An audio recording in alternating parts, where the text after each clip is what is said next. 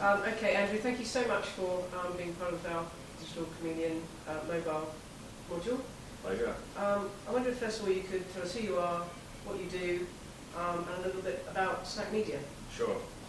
So I'm Andrew Jacobs. I'm the general manager of SNAKK in Australia. SNAKK has been in market for about 2.5 years. SNAKK Media we're an interesting business where, I suppose, born out of a mobile, end-to-end mobile agency called the Harbour Factory originally. But we're an end-to-end media solutions company. First and foremost, we're an aggregator of mobile media, and within that, we provide all sorts of mobile solutions that stem from mobile media campaigns. That includes mobile site development, HTML5, simple mobile sites, application builds, rich media solutions. So we're an aggregator, we're a technology enabler, and we're an end-to-end mobile solutions provider. Mm-hmm.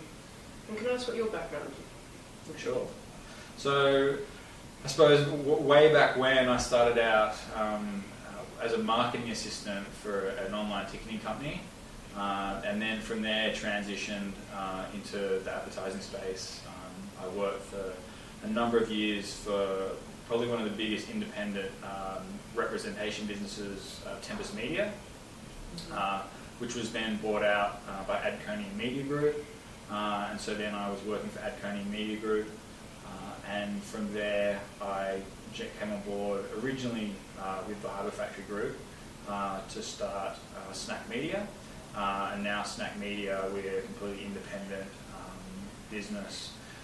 We're Australian registered, but then we also have a parent company. So I wonder if you could tell us some details about what are some of the metrics that marketers should be using to evaluate mobile campaigns at the moment? Sure. Well, mobile is another digital channel, so we can rest back on a lot of the existing metrics to measure a mobile campaign. Simple things like impressions and clicks, all measurable on the mobile channel. Third-party tracking is becoming more possible, so all the standard things you'd expect from a digital campaign. But I think more importantly, taking a step back from actually before the campaign's gone live, the most important thing, like with any campaign, it's no different with mobile, is understanding what are you trying to achieve. What are the outcomes you're going for? Do you want people to view a video, in which case the metric is video views. From a SNAKK perspective, when we record video views, we're not just talking about initiations of a video. We want to track all the way through to completed video view and give real in-depth analysis of how many unique people viewed that video, the initiations, and then the completed video views, and that measures the time. It can be the same thing with, for example, time engaged with a rich media campaign, or it can be time on a mobile site. So any metrics you can record on a regular site, we can pretty much record on a mobile site. There's more things though for mobile that you might not get in traditional campaigns. So for example, click to call. The device obviously has the ability to make phone calls. So being able to track calls end to end for campaigns. So the actual number, the time that it was called, and the length of that phone call. So there's some really unique things that can be measured, and again, it comes back to what are you trying to achieve, and setting all that stuff up from the outset of the campaign. So what would you say are the key things that make an online display creative execution differ from a mobile execution? Yeah, I mean, the first thing is smaller screen. But the great thing about mobile is, it's a smaller screen, but actually the amount of, I suppose, landscape of the screen, or part of the screen that the mobile banner takes up, is actually quite large. It can be up to 25% of the screen. You normally only have one ad per view, or per screen view. And not only that, compare a traditional website to a mobile site. A mobile site is linear in its browsing experience. It's more focused on guiding the user through a process. And as a result from that, you've got a banner which has quite a large share of the screen, and we see quite significantly higher click-through rates for mobile banners.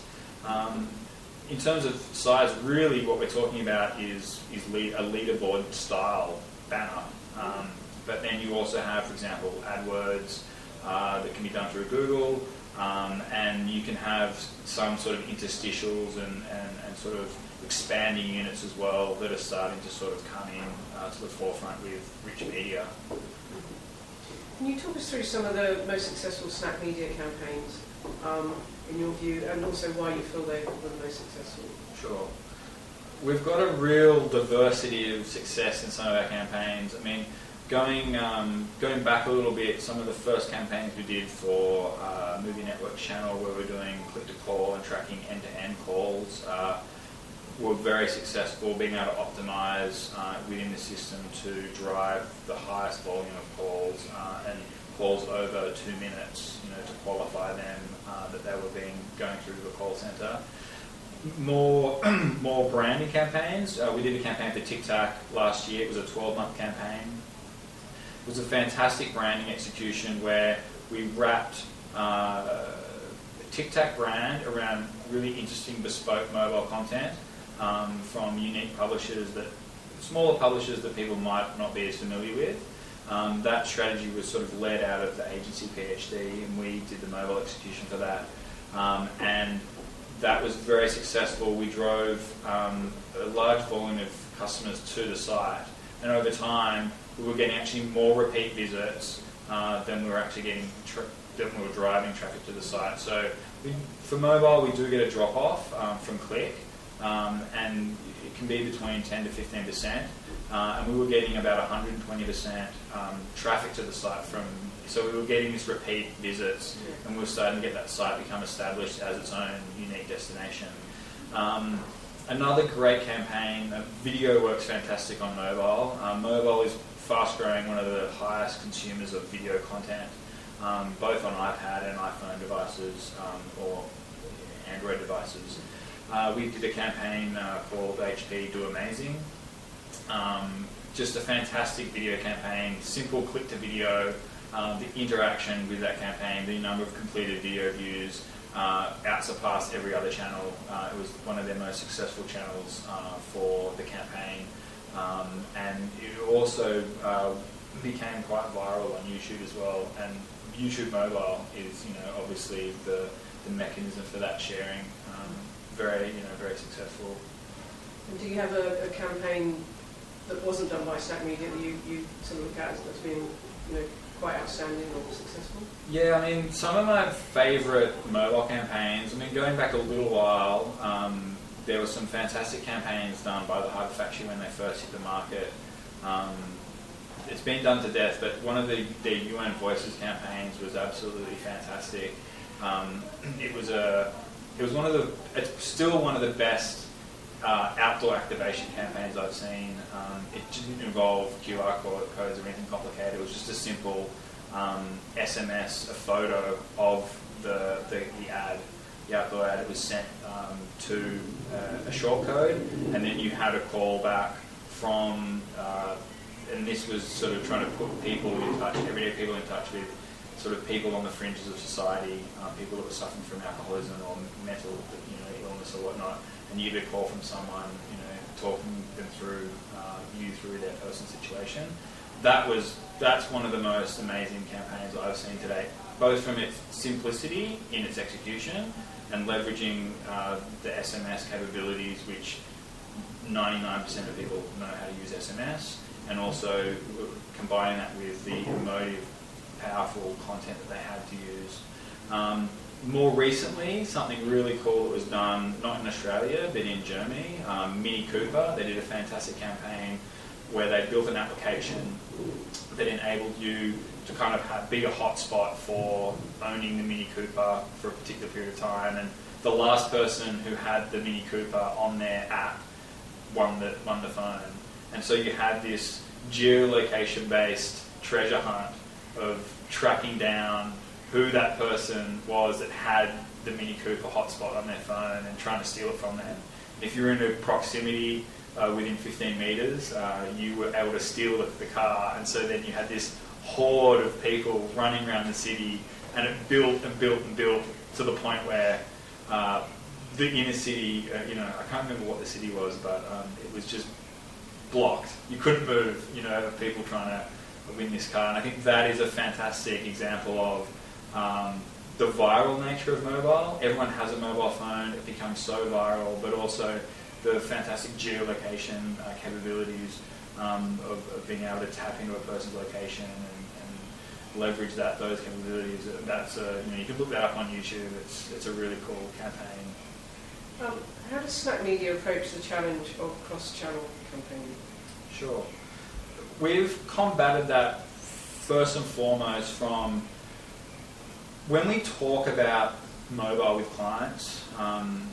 The first thing we talk about is what are you trying to achieve, and that really boils things down to just the simple things that are important to the client. A lot of the time, people think, "Oh, we don't have a mobile site, we can't do a mobile campaign," we don't have a mobile product, or this is not mobile related. And once we just start chatting to clients, agencies, who are our main clients, media agencies, about what are they trying to achieve for their clients, and they realise that it's a video view or a particular outcome that they're looking for. A lot of those can literally be translated just like it would on the digital space into mobile. So I suppose that's the starting point for all our mobile campaign discussions, and then it's understanding where we can integrate with their existing campaign tracking capabilities, third-party tracking, rich impression or click tracking from a simple perspective. We can integrate, if we're building a mobile site, Google Analytics or whatever analytics they're wanting to use to track what's happening on the campaign site end. A lot of the time, the clients don't have any assets. So where we come in as an end-to-end solution and build everything. We'll build the banners, we'll do the tracking, we'll be able to provide all the integration on the mobile site. So we literally make it just so easy for a client to be able to facilitate a mobile campaign. So there's both ways, whether a client is sophisticated and is able to pass on the tracking to us. But again, across all channels, there's usually some really simple outcomes that are trying to be achieved. And once you identify those, it is quite easy to see how they can transcend, whether it's print or digital or into unique attributes of mobile. So having established the outcomes or design outcomes, can you just talk us through the phases of the mobile campaign, sort of start to end? Yeah, so when we run a mobile campaign, obviously the first thing we want to gauge is what's trying to be achieved by the client. Now let's just say they've got a TVC, it's running offline, but we could take that, we could repurpose that. So we might say, okay, the goal here is to get the most number of unique completed video views. There's our goal. Then what we do is we plan out the media for who's their audience, who are they trying to achieve. We package up the right amount of media, and then we think, okay, what the next step is, what is the right execution for whether we decide to run an interactive HTML5 mobile site. So I suppose first part is, what are the objectives that are trying to be achieved? What's the target audience, and how do we map out that inventory? And then what creative execution are we going to use to achieve that, based on what inventory we need and what the outcomes that we're going for. And what would the sort of typical life cycle of a mobile campaign be? Yeah, most of them are monthly, but look, we've had campaigns that have run for 12 months, like TikTok. We've got a couple of bigger campaigns that have just going live at the moment. They're running over a couple of months, so November, December. We've got campaigns that have run for a day. So, we really have the full spectrum. And I think the reason why that is predominantly is because mobile can be very strategic in terms of, we could say, there's a product launch and we just want to target people in this area on this day and time, and really amplify that effect and help start something more viral, via SMS and whatnot on the mobile devices. Or we can do a consistent sort of brand building, longer term execution where over the period of months, which is exactly what we did for TikTok, we took the learnings, we changed the creative, we rebuilt the mobile site based on how the campaign was performing, and modified that over a period of 12 months. So yeah, there is everything from a day to a year. Now, where do you see sort of mobile going in, so the next 2 to 5 years? Obviously, it's changing rapidly. Yeah. Have you got a sort of long view? Yeah, I think we'll start to see mobile consolidate a little bit.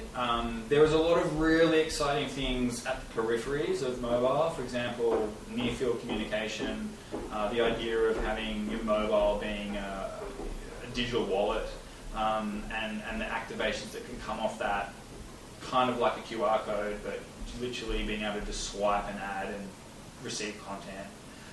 That is definitely sort of looking down the future pipeline, I suppose. But that requires device adoption, and so far the uptake of something like that is quite far away. I think we're going to see a consolidation of measurement and analytics on mobile, and the bigger platforms, they're catching up in terms of your media minds and your big double-click platforms being able to track and measure everything they can do online via mobile. I think that with what we've seen in the last year or so on mobile is really where we're going to be for the next 2 years or so. But then beyond that, once we see these more interesting technologies like NFC come into play, I think that's where we're going to see some really exciting things take off. From a mobile transaction perspective, we're starting to see now companies like PayPal come out and show figures on how much consumers are now spending transacting on their mobile devices. And we are starting to see people choose to buy iPads over personal computers at home, or use their iPhone as their personal computer at home and just use their work computer. So all these things, I think, are tending to a real... mobile is more and more going to take centre screen, I think, as people's first screen, first go-to device. And there's just so much that flows from that. I mean, I could go on all day, so really. When you talk about the digital wallet, can you sort of elaborate on that a little? Is that just for content or? Look, it can be for anything. I mean, to begin with, it'll be for transactions sort of less than sort of $100. I'm not sure. The testing that I've seen at the moment has been everything from taxis in New York to vending machines to paying at Macy's. I've not seen any live examples of NFC in Australia, but I'm sure there are. The Android devices, the high-end ones, the Google ones, are the ones that have the NFC chip built into them. But no, I mean, Apple was sort of rumoured to be coming out with their 4S. That didn't come through, so who knows what other big mobile providers will come out and release that technology. But once it becomes standard, we're probably talking about a 2-year period in which it will take for people to adopt it on a mass scale. Currently, at the moment, some interesting figures, about 75% of devices in market in a store is a smartphone of some description. So if you are going in to buy a mobile device, whether you want to or not, you've got a 75% chance of coming out with a smartphone. And so the same thing will happen when NFC chips become standard. It's a 18-month sort of buying cycle for mobile devices. Australians are real big adopters of new mobile technology.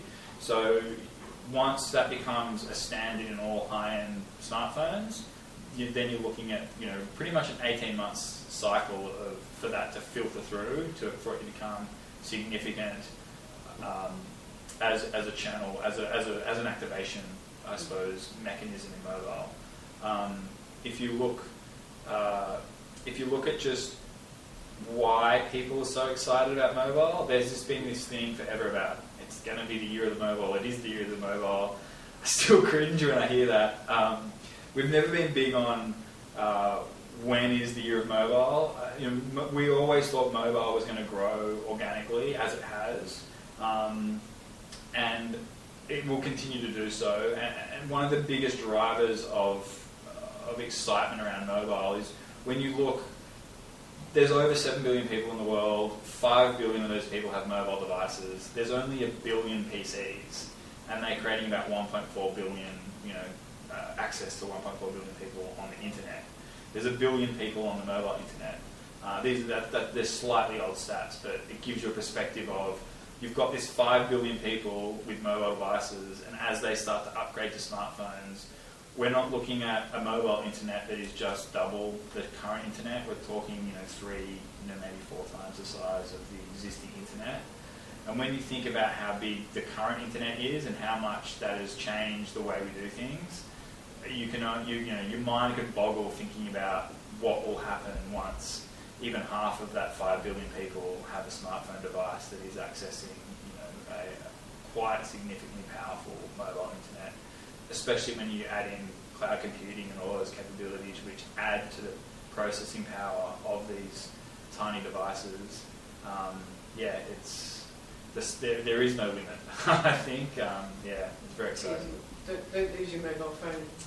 Yeah, I had this great thing the other day. Someone said to me, if you leave your wallet at home, you've left the house, you'll call home and say, just to check that you've left your wallet, that you probably won't go back for it. Same thing with your keys. You might call home to say, did I leave my keys at home? But if you left your phone, you go back and get your phone. It is literally a device that people are, it's almost an extension of, who they are and how they get things done. Whether it's internet banking or entertainment, it's just that go-to device. It's ever present. People even sleep with their phones. Thanks so much for your time. Pleasure. Cool.